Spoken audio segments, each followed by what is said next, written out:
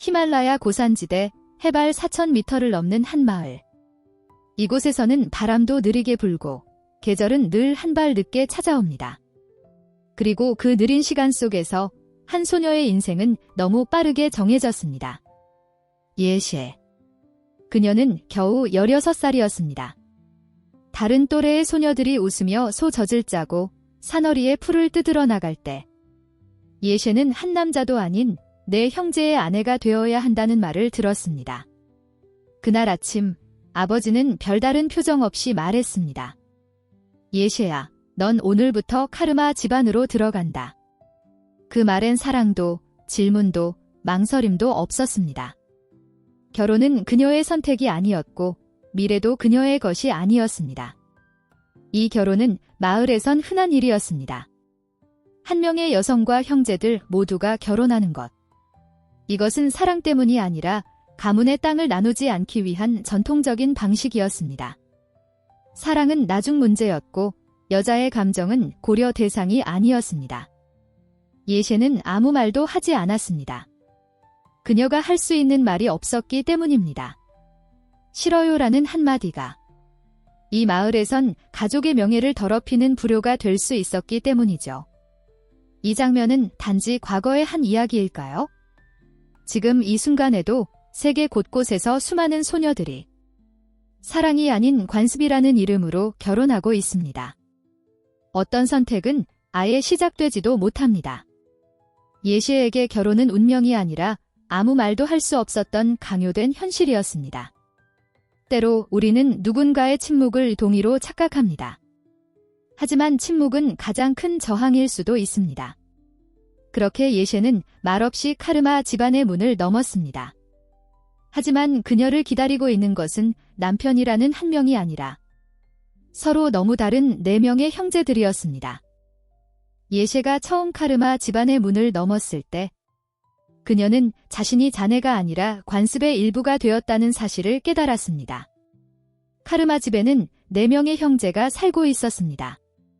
장남 롭상, 둘째 갤첸, 셋째 파시, 막내 텐진. 예셰는 이제 이 4사람의 공동된 아내가 되었고 그 누구도 그 사실에 대해 이상하게 여기지 않았습니다. 이것이 바로 티베트 고지대에서 수백 년간 이어져 온 형제 다부제, 형제가 한 여인과 함께 결혼하는 결혼 문화입니다. 주된 이유는 단 하나, 가족의 땅을 나누지 않기 위해서였습니다. 땅은 생존이고 땅이 나뉘면 가족이 흩어지기 때문입니다. 형제 다부제는 실제로 네팔, 인도 북부, 티베트 등 히말라야 주변 고산 지역에서 지금도 일부 존재합니다. 그 지역의 척박한 환경은 하나의 가정을 유지하는 것이 가장 효율적인 생존 전략이 되었기 때문이죠. 하지만 이 구조에서 가장 먼저 지워지는 존재는 바로 여성의 감정입니다. 예셰는 이제 4명의 남편과 하루를 나눠야 했습니다. 그들의 방, 그들의 식사, 그들의 감정에 맞춰야 했습니다. 장남과 보낼 날, 막내와 지낼 밤. 그녀의 일정은 자유가 아닌 조율의 대상이었습니다. 그녀의 인생은 시작이 아니라 형제 간 질서와 생존 논리에 의해 움직이는 하나의 톱니바퀴에 불과했습니다. 누군가의 선택이 존중받지 못할 때 그 삶은 관계가 아니라 역할로만 존재하게 됩니다. 그리고 그 역할은 사랑을 담기엔 너무 차갑습니다. 그렇게 예셰는 4명의 남편 사이에서 말없이 살기 시작했습니다.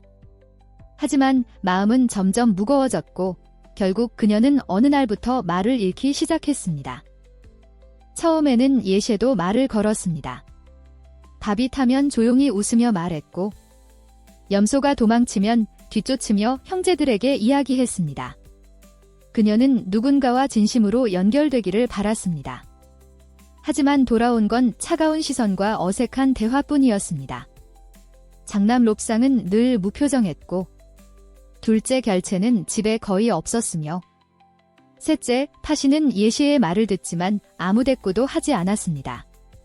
막내 텐진만이 가끔 웃었지만 그 웃음조차 오래가지 않았습니다. 하루는 예셰가 조심스럽게 말했습니다. 저는 이 결혼이 두려워요. 그 말에 장남은 단호히 말했습니다. 우린 내 감정을 들으려는 게 아니다. 이건 가문의 결정이다. 그 순간 예셰는 말의 무게를 깨달았습니다. 감정을 표현하는 말이 이 집에서는 질서에 대한 도전, 불만으로 오해되는 위험, 침묵보다 더 큰 처벌이 될 수 있다는 것을 그녀는 말을 멈췄습니다. 아침 인사도 작은 웃음도 사라졌습니다. 그녀의 침묵은 단순한 슬픔이 아니었습니다. 그건 저항이었고 동시에 생존 전략이었습니다. 심리학자들은 말합니다. 언어는 인간의 가장 강력한 무기지만 때로는 가장 위험한 도구가 되기도 한다고. 예셰는 그 도구를 내려놓았습니다. 자신을 지키기 위해, 존엄을 잃지 않기 위해. 누군가의 침묵은 무관심이 아닙니다. 그건 말할 수 없는 상황이거나 말해도 바뀌지 않는 현실 앞에서 선택한 마지막 방식일 수 있습니다. 침묵은 예셰를 보호했지만 동시에 그녀를 더 외롭게 만들었습니다. 그리고 그 외로움 속에서 예셰는 각기 다른 내 남편과의 감정의 차이를 더 깊이 느끼기 시작했습니다. 사랑하지 않고 시작된 결혼. 그러나 그 안에서도 감정은 피할 수 없었습니다. 예셰는 말은 없었지만 하루하루를 함께 보내며 내 남편 각자의 다른 온도를 느끼기 시작했습니다. 장남 롭상. 그는 묵묵히 농사를 짓고 가정의 규율을 지키려 했습니다. 그의 세계엔 책임만 있었고 감정은 들어올 틈이 없었습니다. 예셰는 그를 보며 한전하지만 따뜻하지 않은 벽과 같다고 느꼈습니다. 둘째 갤첸. 그는 가장 자주 집을 비웠습니다. 소금과 옷을 팔기 위해 산을 넘는 상인 역할을 했기에 예셰는 그와 마주한 날보다 기다리는 날이 더 많았습니다. 그는 존재했지만 늘 부재 속에서만 기억되는 사람이었습니다. 셋째 파시. 그는 예셰의 손을 다쳤을 때 조용히 약초를 발라줬고 장작을 나를 때 묵묵히 도와줬습니다. 말은 거의 없었지만 그의 행동은 예셰가 유일하게 기대게 만든 다정한 그림자였습니다. 막내 텐진. 그는 자유로웠고 유일하게 웃을 줄 아는 사람이었습니다. 마을 아이들과 뛰어놀고 밤이면 노래를 부르기도 했습니다. 예셰의 심장은 그 앞에서 한 번쯤 흔들렸습니다. 하지만 바로 그 감정이 가족 내 질서를 흔드는 위험한 감정이 될 줄은 몰랐습니다. 예셰는 4명의 남편 사이에서 각기 다른 감정의 파도를 경험했습니다. 무관심, 그리움, 위로, 그리고 아주 잠깐의 설렘. 그러나 그 어떤 감정도 말로 표현할 수 없었고 표현해서도 안 됐습니다. 이 결혼에는 사랑이 허용되지 않았습니다. 왜냐면 사랑은 편애를 만들고 편애는 형제 간 균형을 깨뜨리는 금기였기 때문입니다. 감정은 억누를 수 있지만 사라지지는 않습니다. 그리고 억눌린 감정은 언젠가 가장 예기치 않은 순간 터져나옵니다. 특히 예셰와 막내 텐진 사이에 생긴 작은 감정은 조용히 번져갔고 결국 카르마 집안의 균형을 위협하게 됩니다. 티베트의 형제 다부제는 겉보기엔 평등해 보이지만 실제로는 엄격한 위계 질서에 의해 유지됩니다. 가장의 자리는 언제나 장남의 몫이고 그 아래의 형제들은 묵묵히 그 틀을 따라야만 했습니다. 롭상은 그 질서를 누구보다 잘 알고 있었습니다. 그는 말없이 가족의 중심을 지켰고 예셰와의 관계도 가장으로서의 의무로만 받아들였습니다. 하지만 막내 텐지는 달랐습니다. 그는 어릴 때부터 자주 산을 넘고 장터를 기웃거리고 전통보다는 자신의 감정과 자유를 따르려는 사람이었습니다. 형제들 사이에서 텐지는 늘 가벼운 존재로 여겨졌지만 예셰는 그런 텐진에게서 살아있는 온기를 느꼈습니다. 하루는 텐진이 예셰에게 말했다. 넌 웃으면 더 예쁜 거 알아? 예셰는 놀랐고 아무 말도 하지 못했습니다. 하지만 그 말은 그녀의 가슴속 깊은 침묵을 흔들었습니다. 그날 이후 장남 롭상은 예셰와 텐진의 눈빛을 알아차렸습니다. 그리고 아무 말 없이 형제 회의를 소집했습니다. 그 자리에서 그는 이렇게 말했습니다. 우린 가문을 지키기 위해 이 결혼을 택했다. 누구 하나라도 감정을 앞세우면 이 집은 무너진다. 그 말은 명령이었습니다. 텐진은 아무 말도 못하고 고개를 숙였습니다. 예셰는 침묵 속에서 자신의 존재가 균열의 원인이 되었음을 직감했습니다. 자유로운 감정이 반드시 옳은 것은 아니고 권위가 반드시 정의로운 것도 아닙니다. 진짜 질문은 이것입니다. 우리는 왜 사랑을 죄로 여겨야만 했을까? 형제 간의 균형이 흔들리기 시작하면서 예셰를 향한 시선은 조금씩 달라졌습니다. 그리고 이 균열 속에서 또 다른 아픔이 예셰를 찾아옵니다. 결혼한 지 10년이 지나도록 예셰는 한 번도 아이를 낳지 못했습니다. 처음에는 기다림이었습니다. 다음 해는 조급함이 되었고 그 다음엔 죄책감이 되었습니다. 마을 사람들은 수군거리기 시작했습니다. 저 집은 왜 아이가 없을까? 혹시 예세가 몸이 안 좋은 건 아닐까? 복 없는 여자지 뭐. 형제들은 겉으론 아무 말도 하지 않았지만 장남 롭상의 눈빛은 점점 무거워졌고 막내 텐지는 예셰와 눈도 잘 마주치지 않았습니다. 그 누구도 형제 중 누가 불임이 원인일 수 있는지 묻지도 의심하지도 않았습니다. 왜냐하면 불임의 책임은 언제나 여성의 몫이었기 때문입니다. 티베트뿐 아니라 세계의 많은 지역에서 여성은 자의를 낳는 존재로 규정되며 그 역할을 하지 못하면 존재 자체가 흔들리는 일이 됩니다. 예셰는 밤마다 몰래 산 아래 약초를 찾으러 다녔습니다. 생식에 좋다는 뿌리를 삶아 마셨고 절에 가서 아이가 생기게 해달라고 기도도 했습니다. 하지만 아무 일도 일어나지 않았습니다. 그때 외부에서 한 여인이 카르마 집에 들어왔습니다. 막내 텐진이 데려온 여인이었습니다.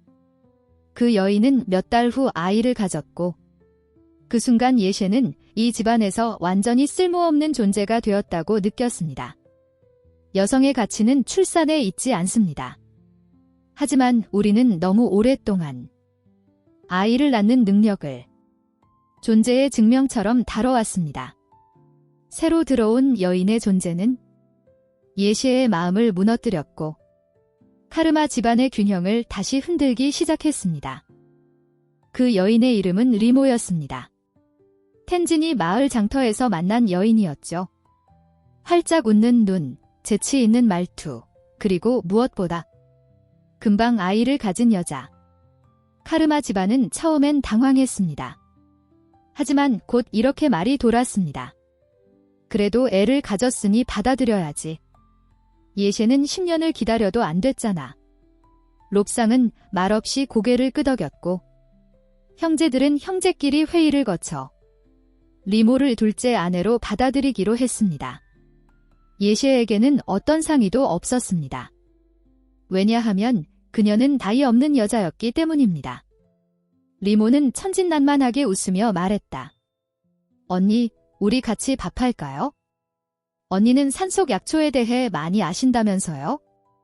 예셰는 대답하지 않았습니다. 리모는 악에 없는 여자였지만 그녀의 존재 자체가 예셰에게는 칼이었고 그림자였습니다. 텐지는 이제 리모 옆에서 웃고 있었고 예셰는 집안의 구석에서 점점 별표 조용한 존재 별표가 되어갔습니다. 어느 순간 예셰는 스스로에게 물었습니다. 나는 지금 누구의 무엇이지? 사랑은 때때로 진심이지만 관계는 자주 소유와 역할로 정의됩니다. 누군가를 선택하는 이유가 사랑이 아니라 기능과 조건일 때 그건 진짜 사랑일 수 있을까요? 예셰는 이제 아무 말도 하지 않지만 마음속에는 수백 번의 말이 떠다니고 있었습니다. 그리고 어느 날 28년 만에 처음으로 그녀는 입을 엽니다. 그날도 평소와 다르지 않았습니다. 예셰는 조용히 일어나 물을 길었고 리모는 부엌에서 아이에게 죽을 끓이고 있었습니다. 형제들은 일터로 나갔고 집안은 적막했습니다. 그러다 문득 아이가 울었습니다. 리모는 쌀을 넘기다 그릇을 쏟았고 뜨거운 물이 손에 튀었습니다. 그 순간 리모가 예셰를 향해 소리쳤습니다. 언니, 그냥 보고만 계실 거예요? 좀 도와주세요. 예셰는 천천히 고개를 들었습니다. 그리고 28년 만에 처음으로 입을 열었습니다. 나는 여기에 있지만 여기 있지 않은 사람이야. 리모는 당황했고 집안은 잠시 얼어붙은 듯 고요해졌습니다. 그날 저녁, 예셰는 작은 짐을 쌌습니다.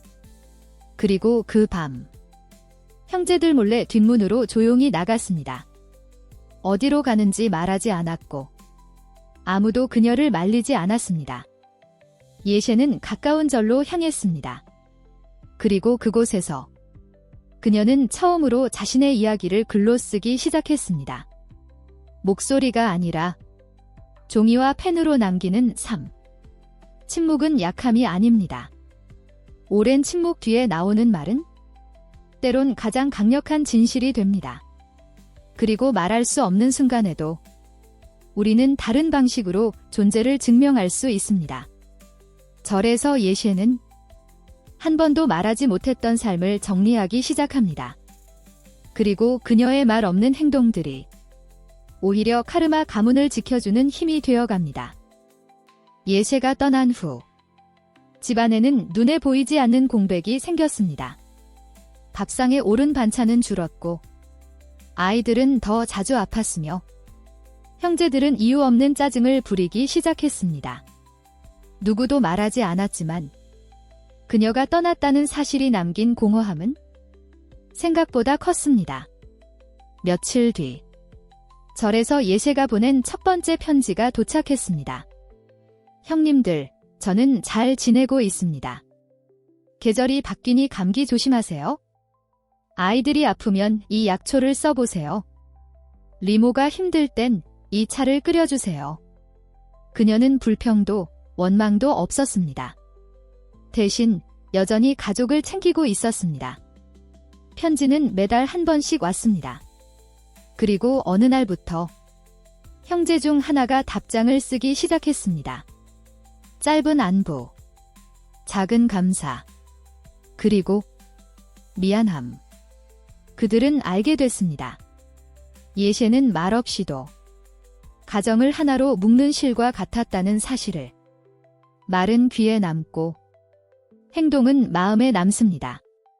보이지 않는 손길, 묵묵한 배려, 말보다 깊이 스며드는 행동의 힘을 우리는 종종 떠난 뒤에야 깨닫습니다. 그러나 삶은 멈추지 않습니다. 시간은 흐르고 가장 큰 형 텐지는 죽음을 앞두게 됩니다. 그의 마지막 바람은 예셰를 다시 만나는 것이었습니다. 시간은 어느새 예셰가 집을 떠난 지 2년이 지나 있었습니다.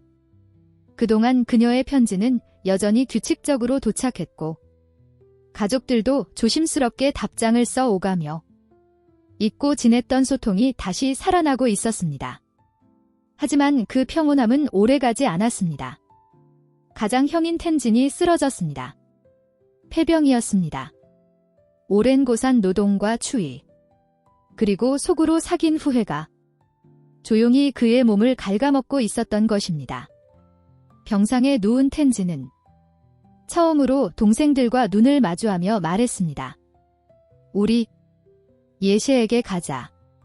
죽기 전에 내가 꼭 그 애한테 말해야 할 게 있어? 처음으로 형은 스스로의 잘못을 입 밖에 냈습니다. 나는 그 아이에게 가족이 되어주지 못했어. 사랑은커녕 짐처럼 여기며 살았어. 하지만 그 아이는 늘 우리 모두를 가족으로 대해줬는데 그의 눈엔 눈물이 고였습니다. 죽음을 앞두고서야 비로소 고백할 수 있었던 말. 형제들은 그를 부축해 조용히 저를 찾았습니다. 예셰는 처음에 놀랐지만 형의 쇠약한 몸을 보곤 말없이 자리를 내주었습니다. 그리고 텐지는 예시 앞에서 무릎을 꿇고 말했습니다. 미안하다. 내가 너무 늦게 알아버렸어. 내가 얼마나 귀한 사람인지. 우리는 이제야 깨달았어. 예셰는 아무 말 없이 차를 한 잔 따랐습니다. 그리고 조용히 텐진의 손을 잡았습니다. 그날 이후로 텐진은 며칠을 더 살다 조용히 눈을 감았습니다. 마지막 표정은 편안한 미소였습니다. 용서는 말로 시작하지만 진심은 늦더라도 전해질 수 있습니다. 가장 단단한 후회는 말하지 못한 진심에서 옵니다. 그리고 죽음 앞에서라도 우리는 사람답게 살아야 했음을 깨닫게 됩니다. 텐진의 죽음 이후 예셰는 다시 집으로 돌아오지 않았습니다. 그러나 그날 이후 형제들의 관계는 조금씩 달라졌습니다. 이제 그녀는 단지 한 명의 자네가 아닌 하나의 진간으로 기억되기 시작했습니다. 텐진이 세상을 떠난 후 예셰는 더 이상 집으로 돌아가지 않았습니다. 하지만 매년 같은 날 작은 짐을 챙겨 아이들에게 약초를 보내고 가족의 안부를 물으며 산 아래에서 조용히 돌아갔습니다. 그녀는 여전히 그 가족을 자신의 가족이라 불렀습니다. 그러나 이번에는 예전처럼 침묵으로가 아닌 자기 뜻대로 거리를 두는 방식으로 가족을 품었습니다. 몇 년 후 예셰는 자신이 머무르던 절 옆 언덕에 작은 쉼터를 지었습니다. 그곳엔 가정폭력에 시달린 여성들, 아이를 낳지 못해 쫓겨난 며느리들, 자신의 길을 찾고자 떠도는 소녀들이 하나둘 모여들었습니다. 예셰는 그들에게 말했습니다. 우리는 누구의 소유가 아닙니다. 우리도 스스로 삶을 결정할 수 있어야 해요. 그녀의 말은 크지 않았지만 행동은 조용히 한 세대의 마음을 움직였습니다. 마을 사람들은 이제 그녀를 단지 내 남편의 아내가 아닌 예셰 스님이라 부릅니다. 여성은 누군가의 소속으로 태어난 존재가 아닙니다. 한 인간으로서 슬퍼할 권리, 기뻐할 권리, 거절하고 선택할 권리가 있습니다. 예셰의 삶은 말 없는 저항이었고 행동으로 쌓아 올린 연대였습니다. 이 이야기는 특정한 시대, 특정한 마을의 한 여인에 관한 이야기입니다. 하지만 동시에 여전히 많은 곳에서 살아가는 수많은 예셰들에게 보내는 응원이기도 합니다. 그녀의 침묵은 결코 약함이 아니었습니다. 그건 가장 깊은 목소리였습니다. 예셰가 세상을 떠난 뒤 그녀의 이름은 마을에서 더 자주 들리기 시작했습니다. 그 사람은 조용했지만 절대 약하지 않았어요. 그녀가 없었다면 우리 약초 지식은 벌써 사라졌을걸요. 우리 딸도 예셰 스님을 닮았으면 좋겠어요. 한때 내 남편의 아내였던 그녀는 이제 지혜로운 사람, 치유자, 선한 스승으로 기억되고 있었습니다. 예셰가 남긴 것은 책도 아니고 유명한 설교도 아니고 그저 매일매일의 진심 어린 삶이었습니다. 아이에게 약초를 다려주고 길 잃은 여인을 안아주고 웃는 법을 잊은 이에게 따뜻한 차를 건네던 그 순간들. 어떤 삶은 큰 업적이나 소리나는 업적보다 조용한 일상 속 진심이 더 오래 기억됩니다. 예셰는 말로 가르치지 않았습니다. 그녀는 살아내는 방식으로 우리를 가르쳤습니다. 그러나 그녀의 이야기는 한 개인의 삶에서 끝나지 않습니다.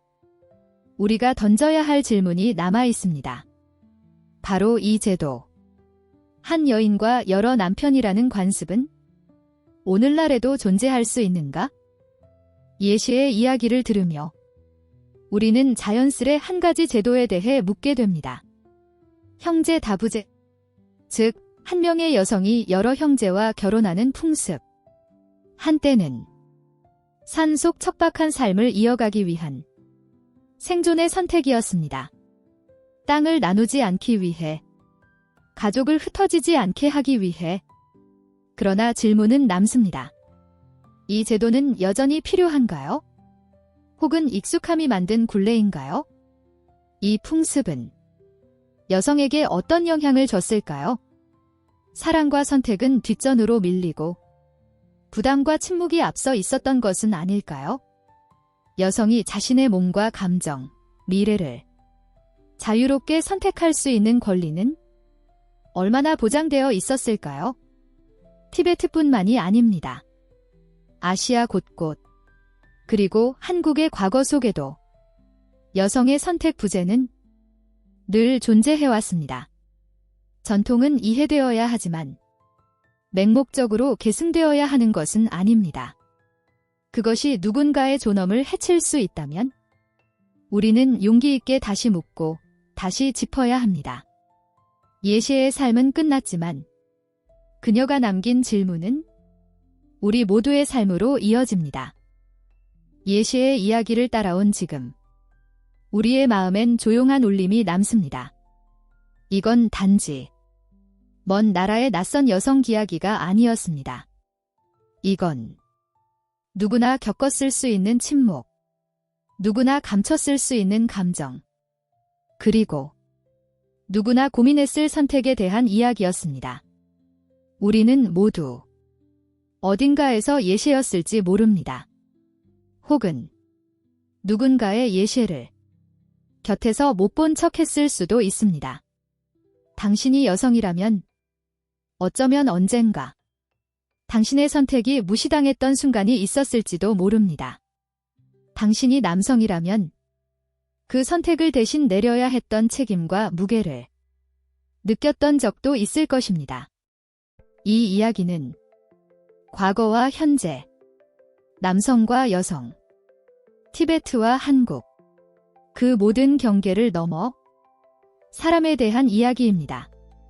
우리는 지금 서로의 삶과 목소리에 얼마나 귀 기울이고 있나요? 가까운 사람의 침묵을 그저 조용하다고 넘기지 말고 그 속의 이야기까지 들어보려 노력하고 있나요? 예시가 마지막까지 지켰던 것은 가정도 풍습도 아닌 자신만의 인간다움이었습니다. 그리고 그건 우리 모두가 지켜야 할 가장 소중한 것 아닐까요? 이 이야기가 마음에 닿았다면 좋아요와 구독 버튼을 눌러주세요. 당신의 작은 클릭이 더 많은 이야기를 가능하게 합니다. 그리고 당신은 이 이야기에서 어떤 생각이 들었나요? 예시의 삶을 보며 떠오른 감정이나 질문이 있다면 댓글로 남겨주세요. 우리 함께 나누고 느껴봐요.